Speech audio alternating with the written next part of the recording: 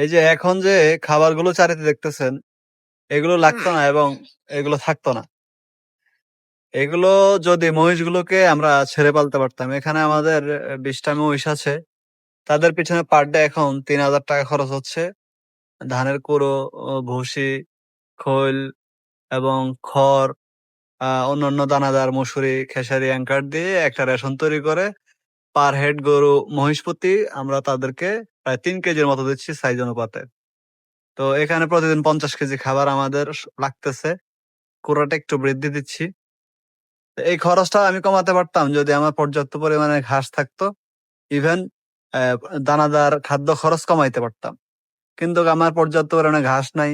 আর আমি সারা বছরই মহিষ লালন পালন করে অ্যা করি উন্মুক্ত অবস্থা মানে ছেড়ে পালন করি। কিন্তু এখন ঘাস না থাকায় আমরা তাদেরকে লালন পালন করতে হচ্ছে স্টল ফিডিং মানে আটকিয়ে। এখানে শুধু জাস্ট এই ১ মাস পর থেকে এদেরকে সারাদিনে ছেড়ে রাখা হবে। আ শুধু রাত্রে এখানে এসে তারা থাকবে। সেটা করার মূল উদ্দেশ্যটা হচ্ছে রাত্রে আমরা এদেরকে রাখবো। কিন্তু এখন দিনের বেলাও আমাদের তাদেরকে রাখতে হচ্ছে। সকাল ১২ টার পরে তারা চলে আসতেছে। দিনের বেলা আমরা তাদেরকে শেডে আটকিয়ে রাখতে হচ্ছে। কারণ আ বাহিরে ঘাস নেই। এখন ঘাসের মৌসুম নয়। আপনারা সবাই জানেন। এখন বাইরে সম্পূর্ণ ধুলা। যে হাওরগুলোতে বা যে ধানের জমিগুলোতে খোলা জায়গায় আমরা তাদেরকে চারণভূমি হিসেবে লালন পালন করি।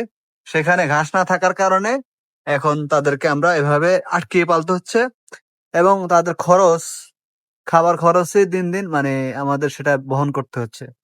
প্রত্যেকটা মহিষ মাথাপিছু যেই খরচটা হচ্ছে যেই পরিমাণ ব্যয়টা হচ্ছে এটা কিন্তু আমাদের খরচটা একদম 0 থাকতো। শুধু যে এই ২০ টা মহিষ যে রাখাল এগুলোকে ট্রান্সফরমেশন মানে দেখভাল করতো, গোসল করাতো, শুধু তার বেতনটাই লাগতো। কিন্তু এখন আমাদের খড় থেকে শুরু করে সবকিছু প্রতিদিন ৳৩,০০০ আমরা তাদের পেছনে খরচ করতে হচ্ছে। এটা মাসে ধরেন ৳৯০,০০০ ২ মাসে ৳১,৮০,০০০ আমাদের এদের পিছনে বাড়তি ব্যয় হবে এই সময়টা।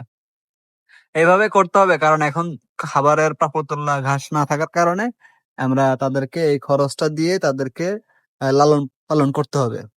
আর আলহামদুলিল্লাহ আর ১ মাস পরে যদি সবকিছু ঠিকঠাক থাকে ১ মাস পরে একটু বৃষ্টি হলেই ঘাসের আগের মতো ঘাস চলে আসবে। তারাও খাবার-দাবার ঘাস পেয়ে শরীর সতেজ থাকবে। আমাদের রাঙা এর ১ ইঞ্চি জায়গাও শরীরে ফাঁকা ছিল না গেল মৌসুমে। যদিও সে ছোট বয়সে কিন্তু ২ বছর প্লাস। তো এর স্ট্রাকচারটা এমন হবে দেখবেন পুরা কুমড়ার মতো সে ফুলে যাবে কাঁচা ঘাস যখন পাবে। তো মহিষ বলেন, গরু বলেন, গবাদি পশু যাই কিছু পালন করেন কাঁচা ঘাসের বিকল্প অন্য কোনো কিছু হতে পারে না। কাঁচা ঘাসের বিকল্প গবাদি পশু কোনো কিছুতেই পূরণ করতে পারে না। তাই যাদের উন্মুক্ত চারণভূমি আছে, কাঁচা ঘাসের পর্যাপ্ত যোগান আছে, তারা এই খামার সেক্টরে আসবেন। সবাই ভালো থাকবেন, সুস্থ থাকবেন। ভিডিওটি ভালো লাগলে অবশ্যই চ্যানেলটিকে সাবস্ক্রাইব করবেন যদি YouTube থেকে দেখে থাকেন। আর যদি Facebook পেজ থেকে দেখে থাকেন অবশ্যই পেজটিকে ফলো করবেন এবং আপনাদের উৎসাহ উদ্দীপনা পেলেই পরবর্তী ইনফরমেটিভ তথ্য দিয়ে আমি ভিডিও তৈরি করব ইনশাআল্লাহ। সবাই ভালো থাকবেন। আসসালামু আলাইকুম।